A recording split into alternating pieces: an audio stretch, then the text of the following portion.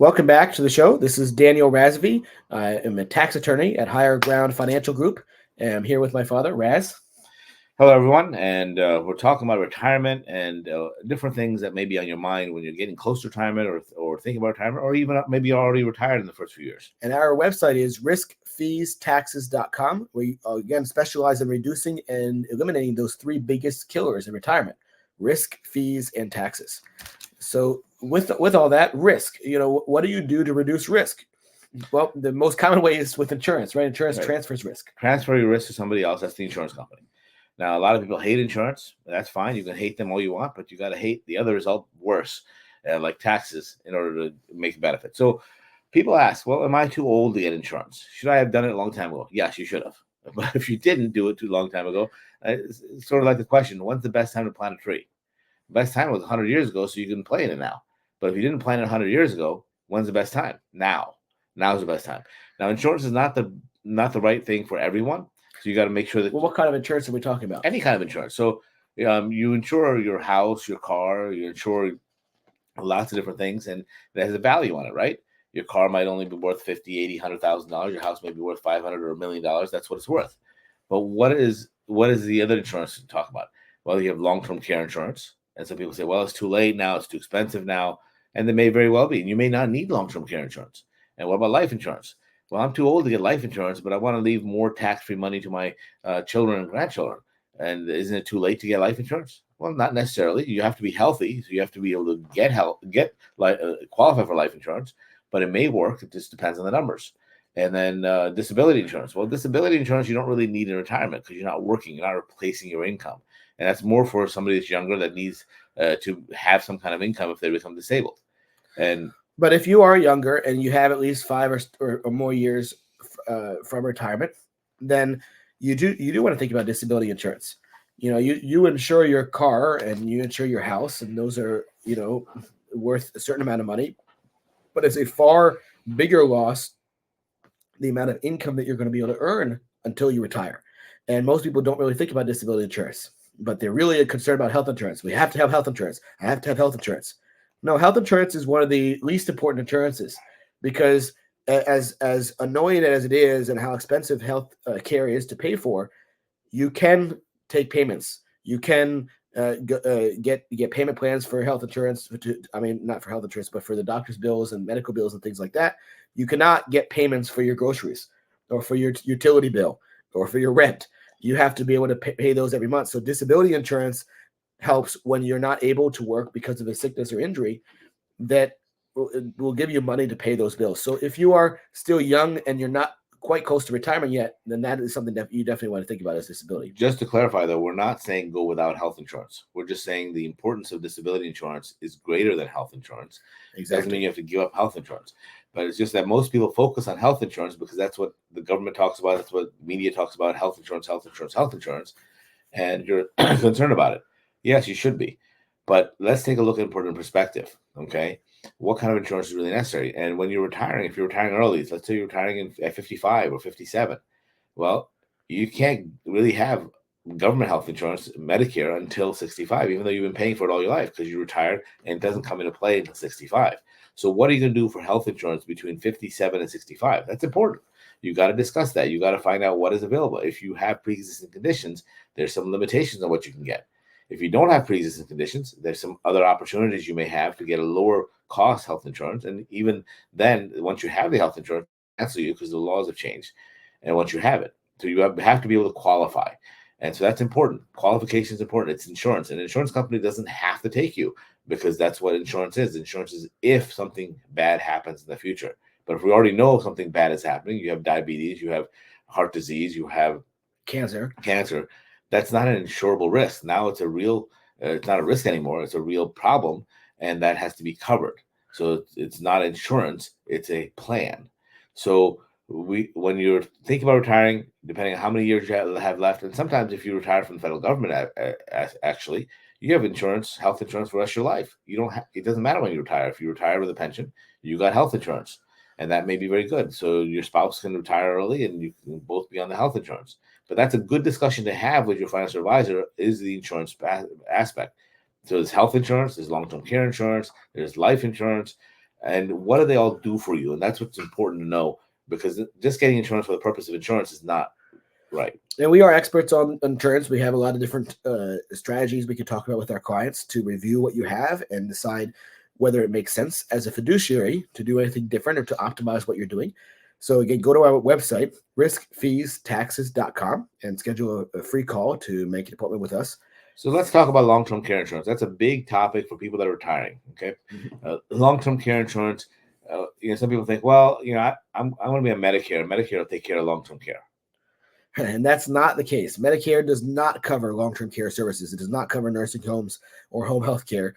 Sometimes if you have a qualifying incident, you might get the first month or two paid for, but that's it. So Medicare does not. Their Medicaid does, but Medicaid is for poor people because that's what it's designed for. It's Medicaid. And so in order to qualify, you have to be poor. That means you have to have less than $2,000 in your bank account. And that's it. All your other assets have to be spent before. Well, you can have a house and you can have a car, but that's it. Other than that, you can't have anything else. And there's plenty of law firms that specialize in Medicaid planning to make you poor, at least for the purposes of getting that insurance and Medicaid. But you give up a lot of your money, you give up a lot of rights to your money, and you also give up a lot of your choices, because Medicaid is whatever Medicaid bed opens up. Exactly. So you may not be able to choose where to go and which nursing home to go to if you ever need that. And so I don't like Medicaid planning. And for most people, I don't think it makes sense. In certain circumstances, it could, but it's really not a good idea for most people. So Daniel, should everybody have long-term care insurance then? No, not necessarily. So let's first of all talk about the types of long-term care and what they do, and then we'll help you figure out what it makes sense to have it or not. So there's traditional long-term care insurance, which basically you pay every month or every year, just like health insurance or life insurance. And just like health insurance, it also gets more expensive from year to year. Not every year, but often it gets more expensive over time.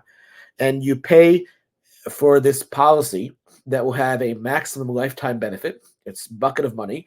Could be $200,000, could be $500,000 of coverage. And then you'll have a certain limit that you can spend it every day or every month.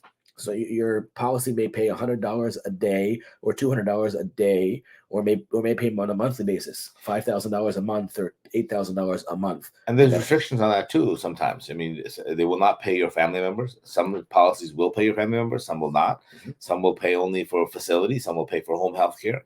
So you got to take a look at all the different options, see what is there and what is important to you. Exactly. And so if you go on claim, then they'll pay up to that policy limit, and you can get inflation protection on it, so it goes up a little bit each year as well. But eventually, when it runs out, and hopefully it's enough to cover any long-term care need you have. So before we go further, how do you get on claim for long-term care? So to be able to qualify to receive the money, then you have to not be able to do at least 2 activities of daily living. And those are things like dressing yourself and feeding yourself and bathing yourself and so on. Transferring yourself, toileting yourself. Those are things that if you cannot do those, then you would qualify. If you can't do one, you probably can't do more than one. And that's when you would end up having a long-term care event where somebody else has to take care of you. And so if you're looking for a traditional long-term care policy, you probably want to find one that will cover home health care, which is much more, not only more enjoyable to be at home and being cared for, but also is cheaper than a skilled nursing facility.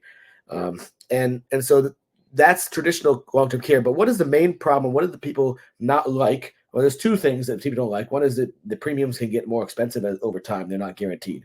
But what is the other thing that people don't like often about traditional long-term care? I've been paying the long-term care insurance for 25 years, and then I die, and all this money I paid is gone. Yeah, just like your health insurance. If you were healthy, you paid for the health insurance and you didn't need it. Or car insurance or homeowner insurance. You paid for your car insurance and you did not wreck your car, so it was a waste of money, right? And your homeowner insurance, if your house doesn't burn down, you paid insurance and nothing out of it. And usually, if you ask your agent this, he'll say, well, it's better to have it and not need it than to need it and not have it, right? You heard that phrase before? And that's kind of true. I mean, the consequence of not having it and you still need it is much worse than the amount of money it costs you. And that's what insurance is. Insurance is the law of large numbers. You're paying a little bit and pooling your resources with millions of other people so that if you do have that need, it's not going to cost you an arm and a leg because that insurance comes in. So that's the purpose.